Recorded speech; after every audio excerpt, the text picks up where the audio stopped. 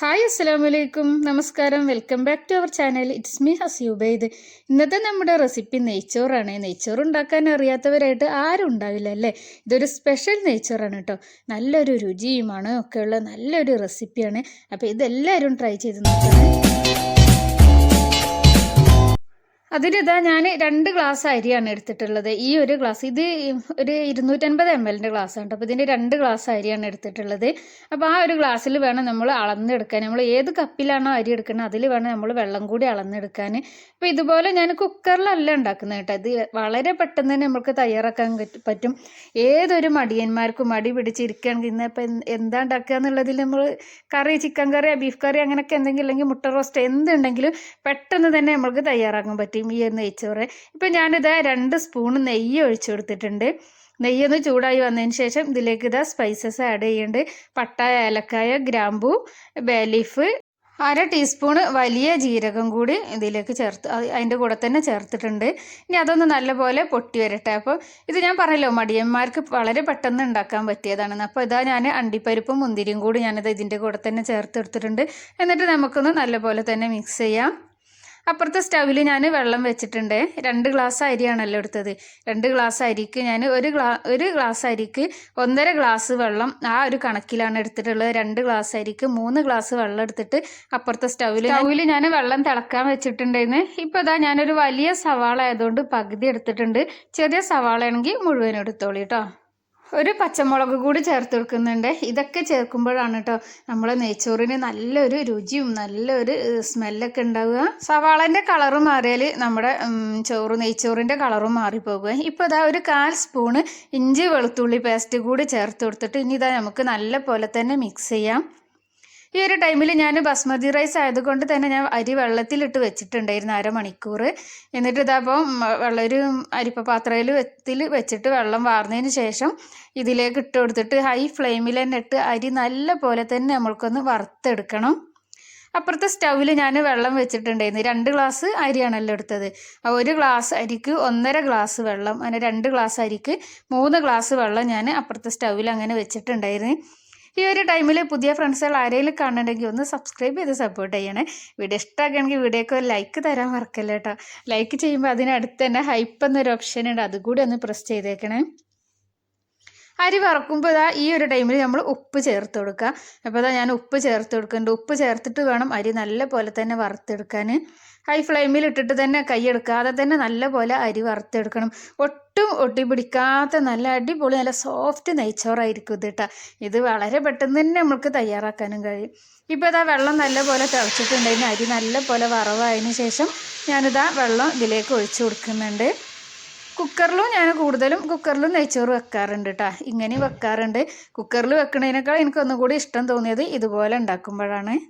വെള്ളത്തിൻ്റെ അളവ് മാറിപ്പോകരുതേ. വെള്ളം ഞാൻ നേരത്തെ പറഞ്ഞ പോലെ 1 ഗ്ലാസ് അരിക്ക് 1.5 ഗ്ലാസ് വെള്ളം, ആ ഒരു രീതിയിൽ വേണം എടുക്കാൻ. ഇപ്പോൾ അതാ ഞാൻ കുറച്ചുകൂടി ഉപ്പ് ഇട്ട് കൊടുക്കുന്നുണ്ട്. ഞാൻ ഉപ്പ് നോക്കിയപ്പോൾ ഉപ്പില്ലായിരുന്നു.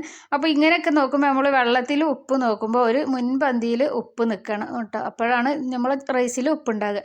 പിന്നെ നമ്മളിതാ വെള്ളം നോക്കുമ്പോൾ അരിനേക്കാളും നമ്മൾ വിരലിൻ്റെ ഒരു കുറച്ച് മീതെ കൂടി വെള്ളം അങ്ങനെ നിൽക്കുന്ന രീതിയിലായിരിക്കണം ഇങ്ങനെ ചോറ് ഉണ്ടാക്കുമ്പോൾ വെള്ളം നിൽക്കേണ്ടത് നെയ്ച്ചോറിന്.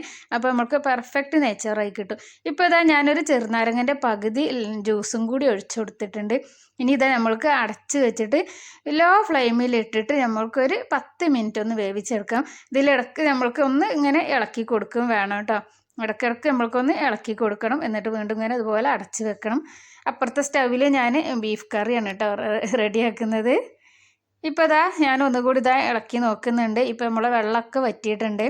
ഇനി ഇത് ഒന്നുകൂടി അടച്ച് വെച്ചിട്ട് വേണം ഒന്നുകൂടി നമ്മൾക്കിതൊന്ന് വേവിച്ചെടുക്കണം. പിന്നെ നമ്മളിത് ദമ്മിലൊക്കെ ഇടുമല്ലോ.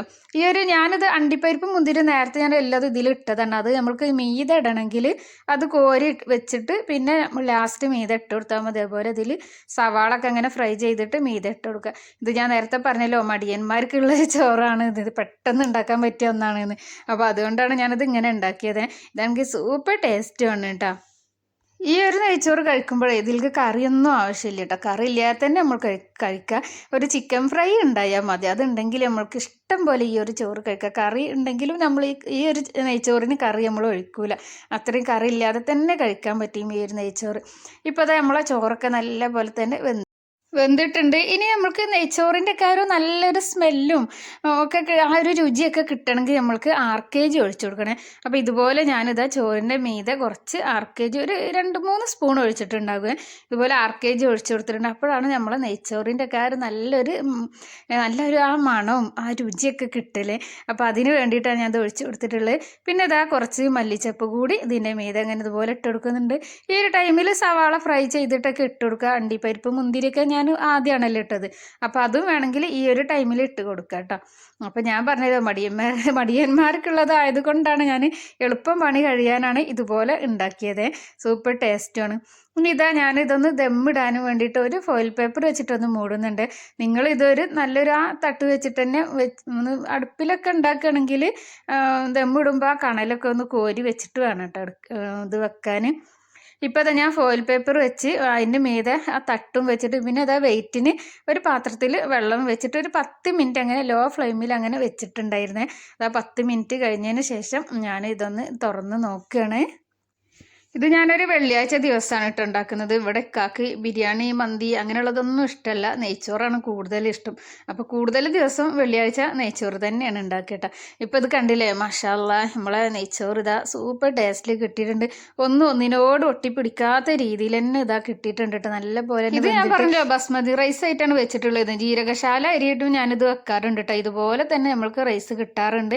ഒന്നിനോട് ഒട്ടിപ്പിടിക്കാത്ത രീതിയിൽ നല്ല അടിപൊളി നെയ്ച്ചോറ് തന്നെയാണ് കിട്ടാറ്. പെട്ടെന്ന് നല്ല നമ്മളെ വീട്ടിലേക്ക് വിരുന്നേർ വരുന്നതെന്ന് പറഞ്ഞാൽ നമ്മൾക്ക് വേഗം തന്നെ തയ്യാറാക്കാൻ കഴിയൂട്ടോ ഈ ഒരു നെയ്ച്ചോറ്. ഇപ്പോൾ ഇതാ മാഷാ അല്ലാ നമ്മളെ അടിപൊളി നെയ്ച്ചോറ് ഇവിടെ റെഡി ആയിട്ടുണ്ട്. വെള്ളം ഞാൻ നേരത്തെ പറഞ്ഞ പോലെ ആ ഒരു കണക്കിൽ 1 ഗ്ലാസ് അരിക്ക് 1.5 ഗ്ലാസ് വെള്ളം ആ ഒരു കണക്കിലെടുത്താൽ മതി. അപ്പോൾ ഈ ഒരു ടൈമിൽ പുതിയ ഫ്രണ്ട്സുകൾ ഞാൻ നേരത്തെ പറഞ്ഞ പോലെ തന്നെ കാണുന്നുണ്ടെങ്കിൽ ഒന്ന് സബ്സ്ക്രൈബ് ചെയ്ത് സപ്പോർട്ട് ചെയ്യുക. വീഡിയോ ഇഷ്ടമായ വീഡിയോക്ക് ഒരു ലൈക്ക് തരിക. ഇൻഷാ അല്ലാ അടുത്ത നല്ലൊരു വീഡിയോ ആയിട്ട് വരാം. Thank you for watching.